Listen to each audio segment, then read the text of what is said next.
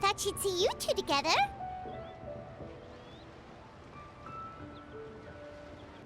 Nice to see you again, Traveler and Paimon. Oh, we're not interrupting anything, are we?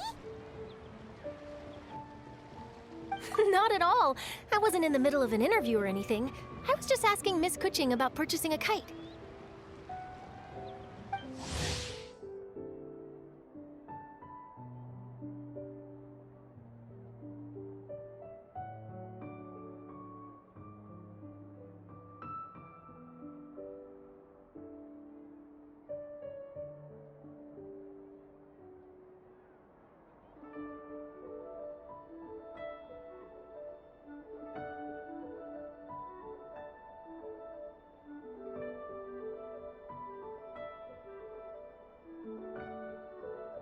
A kite? Are you buying some regional specialties to bring back to Fontaine? Well, yes. And...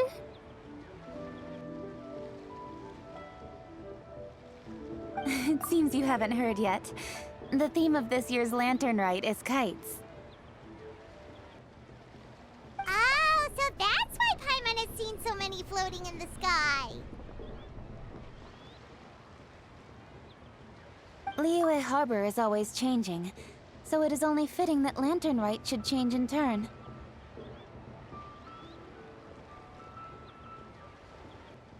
The Qixing believes it would benefit Liyue to build on our own cultural foundation by embracing the technologies of other nations.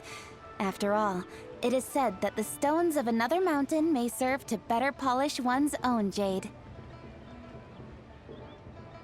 So, Ningguang organized a private meeting with Miss Charlotte to ask for her help in fostering cooperation with the right people. In the end, we decided to combine Liyue's traditional art of kite making with Fontaine's mechanical vertical lifting device. Mechanical lifting device? Sounds pretty impressive.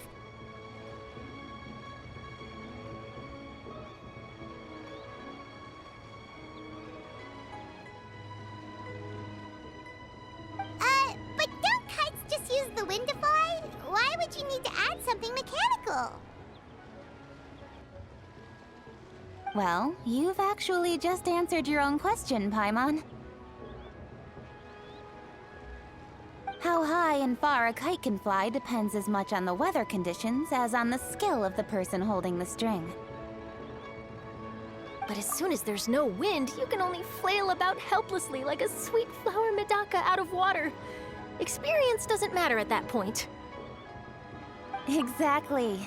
Liyue is now a nation ruled by humans, after all. It's about time we had the power to make a kite fly, don't you think?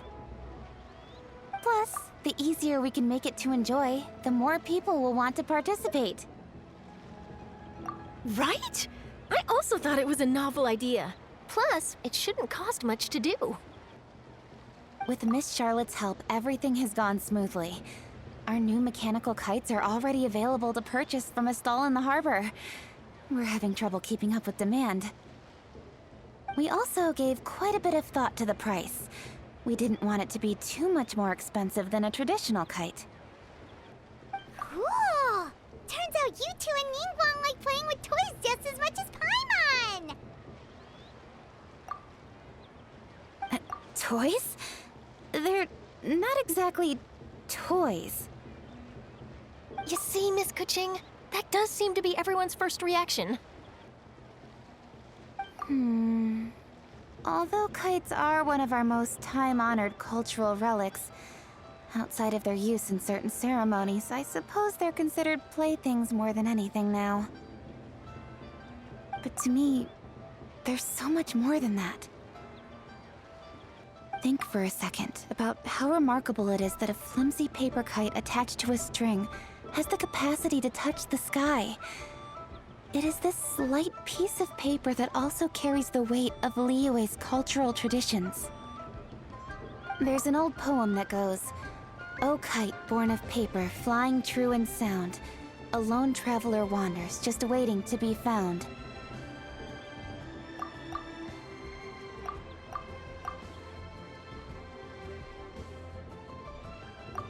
In the past, poets from Liyue used kites to symbolize a feeling of longing, or evoke the peacefulness of idyllic rural scenery.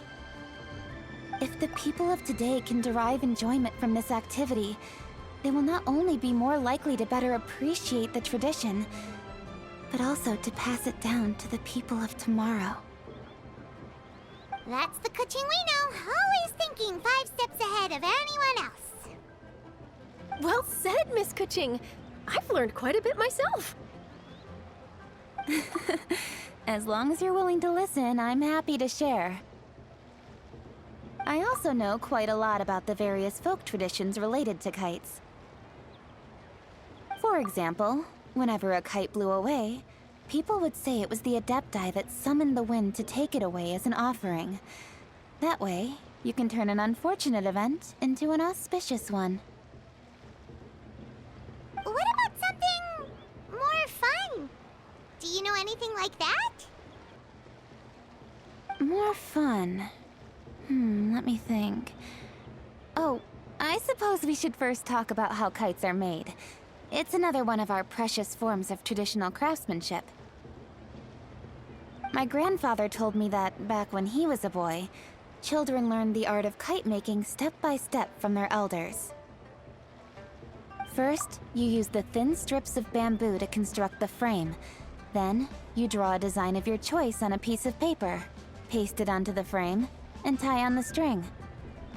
Then, you look towards the sky and release the kite to soar among the clouds. Some people write down certain names or desires on their kites, cut the string, and let them fly free. Others may place particular thoughts or meaning into the design itself. Are certain designs associated with certain meanings?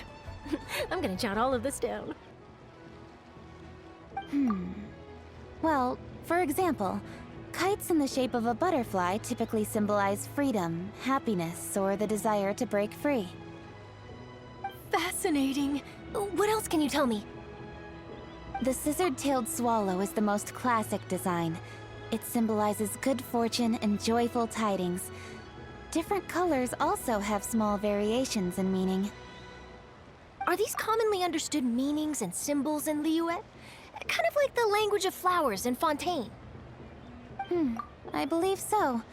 Most have probably heard something about it from their elders at some point. If you're interested, Miss Charlotte, I have several books on the topic that I could lend you. They could be a useful reference. That would be a huge help! Great! Looks like I've got the outline for quite the article on my hands. Perfect! We're gonna take a look around. Then I'll show Miss Charlotte to my home for a little while. I almost forgot. The Ministry of Civil Affairs is hosting a kite flying contest on the night of Lantern Rite. If you're interested, you're more than welcome to bring a kite and participate. The rules are simple. Whoever flies their kite the highest and furthest within the time limit will receive a special honor along with a secret prize. I've already prepared more than enough empty film for the event. I can see the spectacle already. Oh, Paimon was on board the moment you said secret prize. Then I'll look forward to seeing your performance. You bet! See you then!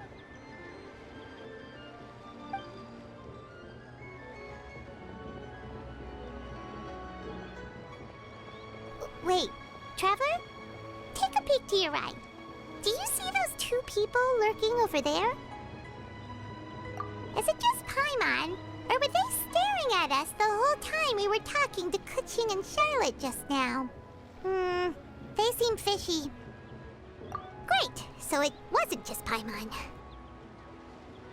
Do you think they could be treasure hoarders?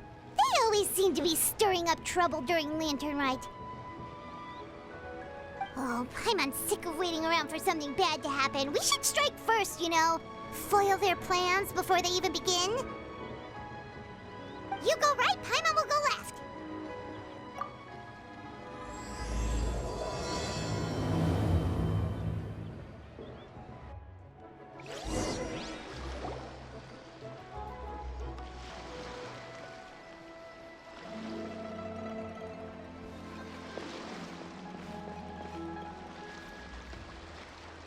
Oh,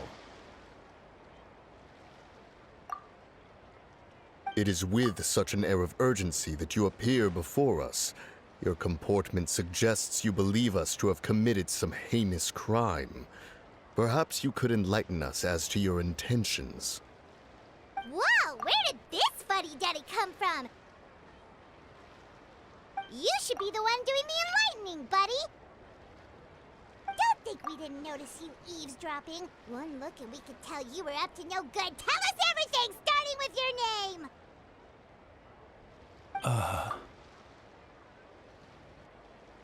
One bears no secrets before two such as yourselves. You stand in the presence of the mighty and illuminated Adeptus, Mooncarver.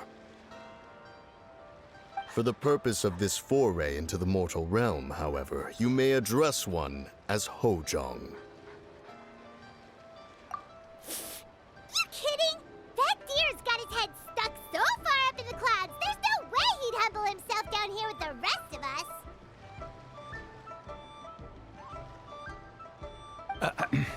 you may want to hold your tongue, Paimon. Don't think that Paimon is gonna believe you just because you know her name. Let Paimon guess. You're supposed to be Mountain Shaper, right? Indeed. Mooncarver and myself have descended upon the mortal realm for a visit. The two of you may call me Jiahu. Huh. Looks like you did your research. But in our experience, the harder you try to lead us on, the more likely it is that we've got a big fish on our hands. We'll go straight to the Millilith and have you arrested for impersonating a Adepti! Preposterous! Utterly preposterous! Right! Tell us something that only an Adeptus would know. And it better not be some common knowledge that any person on the street could tell you.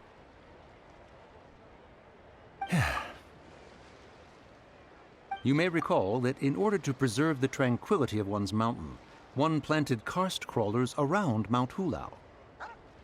In fact, the seeds are one of Streetward Rambler's cultivars. Among all the Adepti, her horticultural skill is preeminent. The plant neither wilts nor withers, and its practical use is undeniable. Yet it does require quite the upkeep. After a while, one tires of the effort. Thus, one had no choice but to foray into town to inquire from Streetward Rambler a gentler and more easily managed variety. On your way, you were accosted by a group of youths, and without revealing your true form, were unable to extricate yourself of their presence. If one's memory serves, Streetward Rambler had to personally come to your rescue. How did you come into possession of such knowledge? The young lass, Yao Yao, keeps no secrets from Cloud Retainer. Alas, one can only let bygones be bygones. That might have been more detail than we needed. Seems like you two are the real deal, and Paimon's sorry for suspecting you. But, for beings as forgiving as yourselves, this is just water under the bridge, right?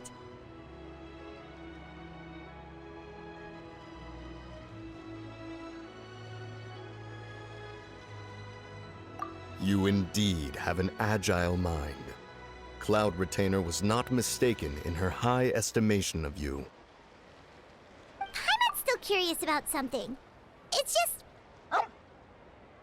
Paimon can understand why Mountain Shaper is here, but why did you decide to come to the city, Mooncarver? It's not really your thing, is it?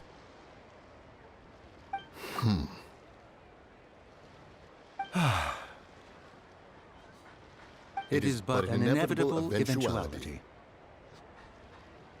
Long have the mountains remained strangely idle since Cloud Retainer's move to Liyue Harbor. With Lantern Rite near at hand, one would expect Cloud Retainer to provide us with an account of the festivities in advance. Yet to this day, she has failed to appear. Cloud Retainer is hardly the forgetful sort. One must never rest idle in the face of that which demands action. And since our acquaintances dwell in Liyue Harbor, we had to travel here in human form to avail ourselves of their aid, cloud retainers in this case.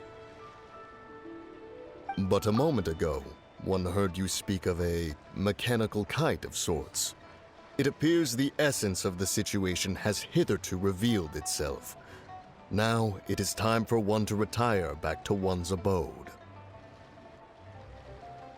Huh. So, you're not looking for Cloud Retainer anymore? Perhaps there are aspects of Cloud Retainer's temperament that remain opaque to young Paimon. Given one's understanding, one can only imagine the anger that now consumes her. Cloud Retainer is of a proud and arrogant disposition. She holds the belief that her skill in mechanics surpasses that of all others. One can be quite certain it is hardly with an open mind that she regards the arrival of this new technology. One surmises that she has shut herself away, refused all company, and buried herself in the study of her own creations. To call on her would only invite her rebuke. However, if you do happen to cross paths with her over the next few days, do pass along one's regards. Sure, leave it to us. Have a safe trip back, enjoy the scenery, and happy lantern ride! Thank you for your kind words. We shall now depart. We got all worked up for nothing, huh? All that trouble and it turned out to be people we knew all along! Well, it's still pretty early. Let's head over and check out the kite stalls. Paimon wants to see what kinds of kites we can buy to use in the competition. The bigger and prettier, the better.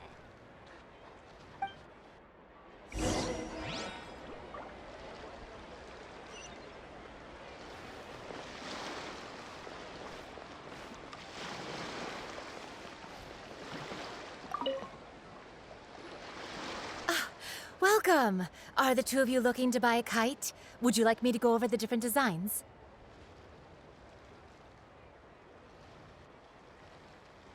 Ooh! A scissor-tailed swallow! And a butterfly! And... oh! Ah, this jade chamber design is our newest. It's been selling like crazy over the past 2 days. Does it also have a unique meaning? Of course. The jade chamber symbolizes wealth and abundance. The kite bearing its design is said to bring riches in the future to those who fly it. Oh, now that's Paimon's kind of kite! I apologize for the interruption, but are all your wares in order, Miss Genuine? Yes, they're just over there. The paper, bamboo, and dyes. All the necessary kite-making materials.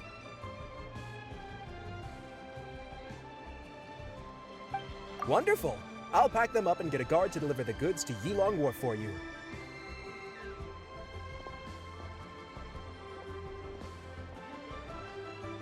Yilong Wharf? Oh, wonder what that place is like during Lantern Rite. Paimon would love to go take a look.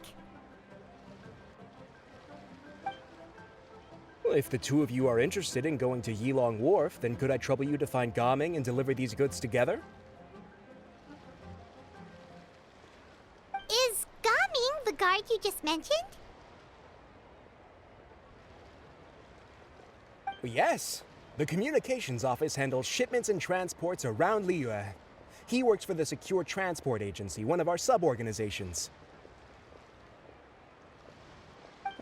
The problem is, many of my colleagues have taken leave during Lantern Rite to spend time with their families, so our available workforce has seen a dramatic decrease recently.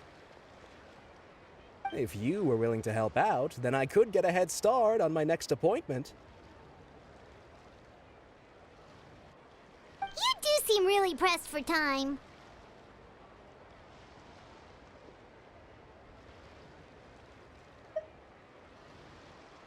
Of course. Hard work deserves ample rewards.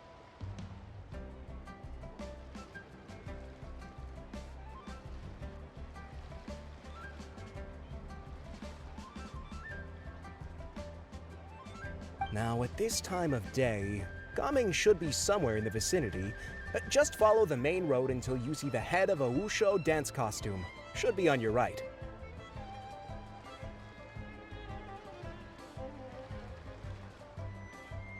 Be sure to come back if you'd like to buy a kite. I'll even give you a discount.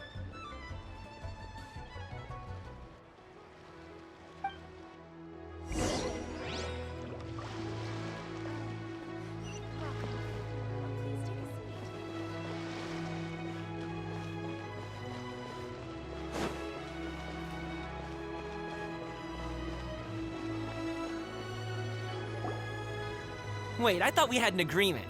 Loser buys dim sum tomorrow? Look at you. Scowl like that for much longer and your face might stay that way. Hey now, don't be upset. How about this? You extend the invitation, and I'll pay. No way, Gaming. You're always the one picking up the tab. I'm not trying to be a sore loser. I just didn't expect you to come from behind to win like that.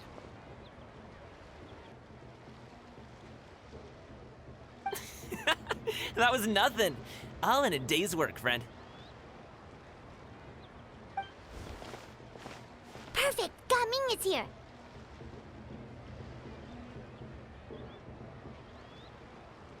Sorry to interrupt, Gaming. We just spoke to a guy from the communications office who needs you to deliver some goods to Elon Wharf. Oh, that must have been Longzhou. Looks like I've got work. Gotta go. Sure, go do your thing. Let's have a rematch when you get back. I won't let you win so easily next time.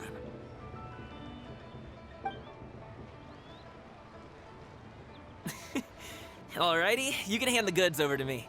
Must have been heavy hauling them all this way. Let me take them off your hands. It wasn't that bad. It's just some kite-making materials. Plus, we didn't have to walk very far. Kite-making materials. I see. I'm glad it wasn't too much trouble, Paimon. Still, I owe you one. Ah, and you must be the traveler. It's nice to meet you. Thanks for your help. Huh? You know us? There probably aren't many in Liyue who don't. I've heard quite a bit about you two. You're quite well known around these parts. Oh, and please excuse Longzhou if he forgot to thank you. Take my thanks in his place. He's a good guy. He's just been super busy lately, running around from place to place. Don't be too hard on him, yeah? So, you here for Lantern Rite? Yep. It's always so lively this time of year. We were actually hoping we could tag along to Elon Wharf and have a look around. Perfect! We'll go together then. I'm good with directions, so just follow me. Trust me, I know my way around. We can exchange stories, tell jokes, or just chat along the way. Oh, and there are a couple of good places to eat along our route. We can stop and grab a bite when it's time. The ingredients are fresh, the portions are generous, and the prices won't break the bank. You can order anything, and I promise, you won't be disappointed. Order anything? Hey, did you really have to call Paimon out like that in front of our new friend? Don't worry, I understand. I joke around like that with my friends, too. It just shows how close you are. Do you need to pack anything up before we hit the road? I can wait.